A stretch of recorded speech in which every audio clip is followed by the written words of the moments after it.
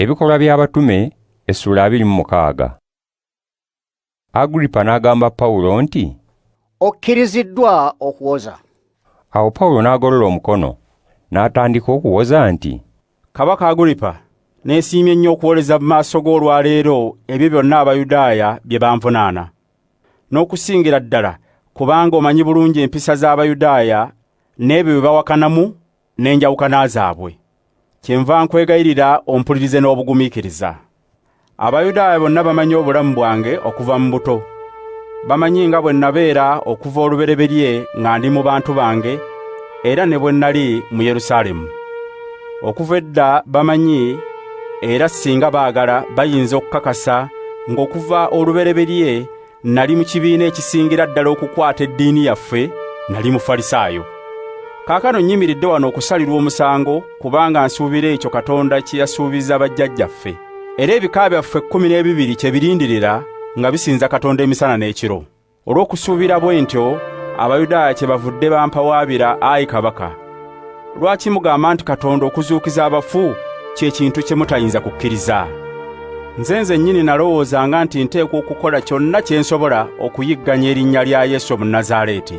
Era ekyo kye nakola mu Yerusaalemu. Nafuna obuyinza okuva eri bakabona abakulu, ne nteeka abakkiriza bangi mu kkomera, era bwe baasalirwanga emisango egy'okuttibwa nange nasiimanga.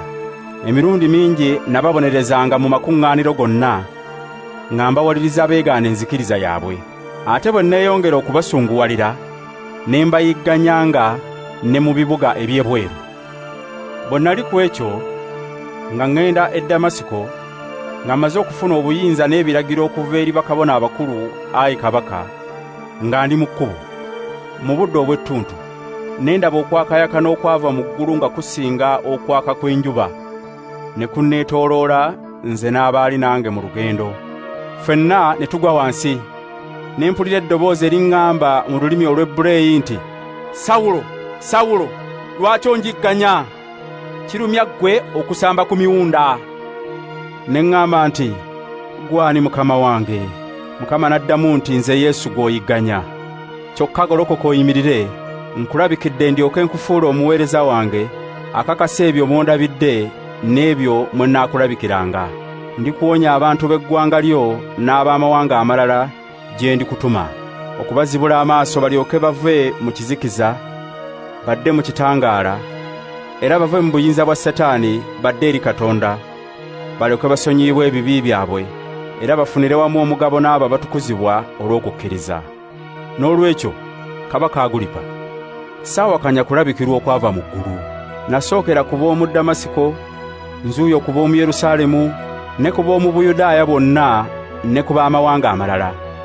Ne mbategeeza beenenye, badde eri Katonda, era bakole ebikolwa ebiraga nti beenenyezza. Abayudaaya kye baava bankwata nga ndi mu ssinzizo, ne bagezaako okunzita. Kyokka Katonda ankuumye okutuusa ku lunaku lwa leero. Era nnyimiridde nga ntegeeza abakulu n'abato ebyo byennyini abalanzi ne Musa bye baayogera nti bigenda kubaawo. Baagamba nti Kristo ateekwa okubonyaabonyezebwa ab'omubereberye mu kuzuukira, atuuse ku Bayudaaya ne ku b'amawanga amalala ekitangaala eky'obulokozi." Pawulo bwe yawoza bw'atyo, Fesuto n'agamba n'eddoboozi ery'omwanguka nti, "Pawulo olaluse, ebingi bye wayiga bikulalusizza." Pawulo n'agamba nti, "Oweekitiibwa Fesuto, siraluse. Ebigambo bye njogera bya mazima era bya magezi. Kabaka bino abimanyi era mbimubuulira nga sitya, kubanga nkakasa nti tewali na kimu ku byo ky'atamanyi, kubanga tebyakolebwa mu nkiso. Kabaka Agripa, okkiriza abalanzi, manyi ng'obakkiriza." Agripa n'agamba Pawulo nti, "Mu kaseera akatono oyagala okunsendasenda onfuule omugoberezi wa Kristo?" Pawulo n'agamba nti, "Akaseera ne bwe kaba katono oba kanene, nze kye nsaba Katonda, si ggwe wekka naye n'abo bonna abampuliriza olwaleero bafuuke nga nze okuggyako okusibibwa kuno." Awo kabaka n'omufuzi ne Berunike n'abalala bonna ne basituka.